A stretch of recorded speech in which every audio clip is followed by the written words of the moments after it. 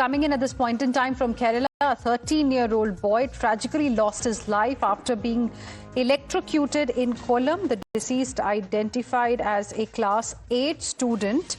In fact, this incident took place when this boy was playing with his friends in the school. His slipper accidentally fell onto the roof of a nearby cycle shed while attempting to climb up and retrieve it. This boy came in contact with a live overhead electric line. Let me go across to my colleague Arpita joining us on the broadcast for more on this. Arpita, a tragic incident there coming in from Kollam. What more details can you share with us?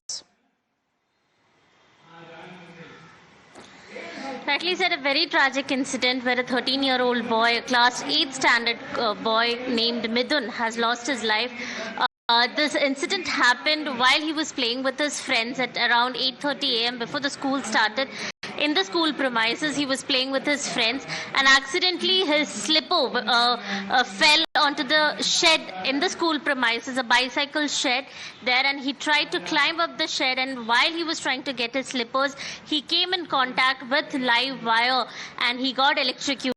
Even though the locals rushed him to the hospital, he succumbed to his injuries. Now, what the local authorities are saying is that they have been complaining to the school authorities about such live wires, but no action was taken by the school authorities.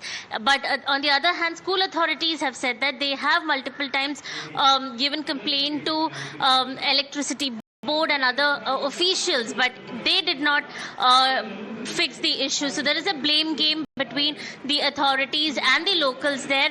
But what the education minister has said is that he has advised the education of Director General to take a report of this incident and submit a report within 24 hours. He has said that he will take strictest action after he gets a report, and also in fact the education minister has blamed the school authorities, saying that it is the school authorities' responsibility to take care of such situations. The ministry cannot handle 10,000 schools is what he has said. So he said he will investigate the matter, and once the report is out, strict action will be taken.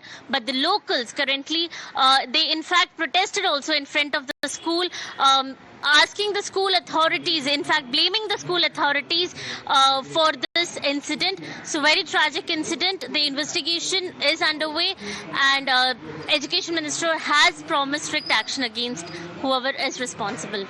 But there are many questions that need to be answered, because here we are talking about apathy clearly that has claimed the life of a young boy, a 13-year-old boy.